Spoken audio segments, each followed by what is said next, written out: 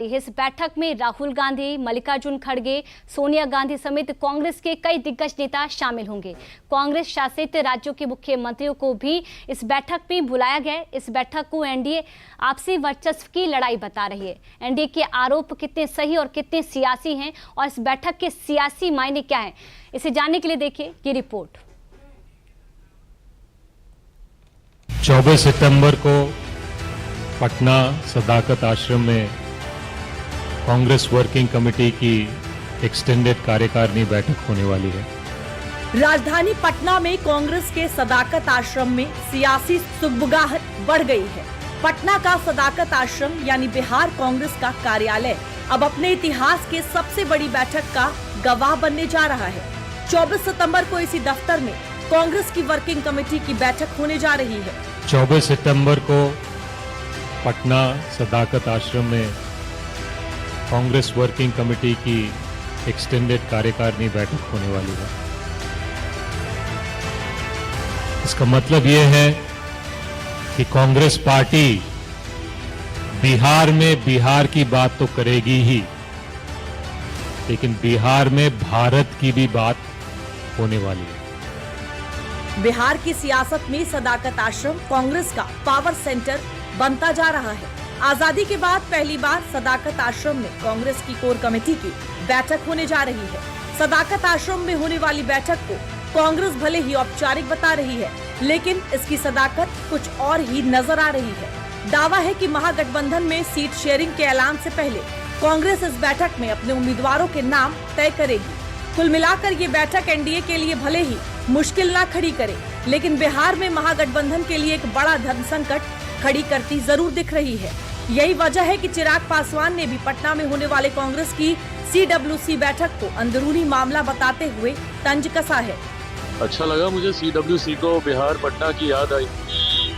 आखिरी बार सीडब्ल्यूसी की बैठक बिहार में पटना में कब हुई थी, मतलब मेरी ज़्यादा जानकारी में नहीं है। वैसे भी वो कांग्रेस का विषय है तो ज़्यादा जानकारी मुझे नहीं भी हो तो चलेगा, बट ये कहीं ना कहीं पुनः वही दबाव की राजनीति है।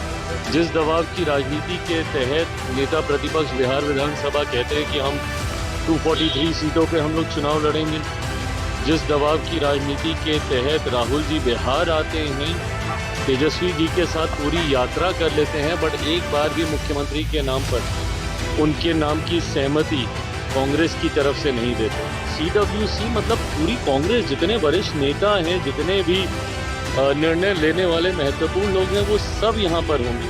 तो कहीं ना कहीं दबाव, और दबाव से ज़्यादा मुझे लगता है बेहतर शब्द होगा वर्चस्व। वर्चस्व की लड़ाई है ये, कौन किस पे भारी है ये दिखाने का प्रयास किया जा रहा है। जिस तरीके से पिछली बार ठीकरा पूरा कांग्रेस में फोड़ा गया, इतनी सीटें दिए थे, इतनी जीते, स्ट्राइक रेट आपका इतना कम था, तो अब कम देंगे। कहीं ना कहीं ये उसका जवाब देने का प्रयास कांग्रेस की तरफ से किया जा रहा है। बट बहरहाल ये उनके गठबंधन के भीतर की बात है।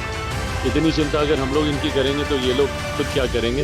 हमारा ध्यान केंद्रित अपने एनडीए पर है। एनडीए कांग्रेस की इस बैठक को अंदरूनी लड़ाई बता रही है, और अगर सियासी इलाकों में चल रही अटकलों की माने तो सीडब्ल्यूसी की ये बैठक तेजस्वी के माथे पर चिंता की लकीर को बढ़ा सकती है।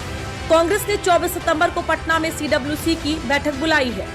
बैठक में राष्ट्रीय अध्यक्ष मल्लिकार्जुन खड़गे, सोनिया गांधी और राहुल गांधी शामिल होंगे। कांग्रेस की बिहार में सक्रियता को आरजेडी से वर्चस्व की लड़ाई बताई जा रही है। विपक्षी गठबंधन में सीएम फेस को लेकर भी बात नहीं बन पा रही है। तेजस्वी भी सभी 243 सीटों पर चुनाव लड़ने की बात कर चुके हैं। ऐसे में कांग्रेस की ये बैठक दबाव की सियासत का हिस्सा बताया जा रहा है। कांग्रेस बिहार में अपनी खोई हुई सियासी जमीन को तलाशने और तराशने में लग गई है। बिहार में कांग्रेस अपने संगठन को मजबूत करने में लगी है।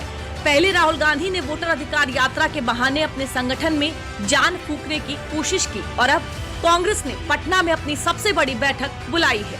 प्रियंका गांधी भी 26 को मोतिहारी में अपनी पहली चुनावी जनसभा करने जा रही है। वे पटना में सदाकत आश्रम और कांग्रेस मुख्यालय में महिला संवाद भी करेंगी। कांग्रेस की बिहार में बढ़ती सक्रियता से एक बात तो तय है, वो महागठबंधन से पहले अपने संगठन पर फोकस कर रही है। ऐसे में कांग्रेस की ये सक्रियता महागठबंधन की एकता पर क्या असर डालती है, ये भी देखना दिलचस्प होगा।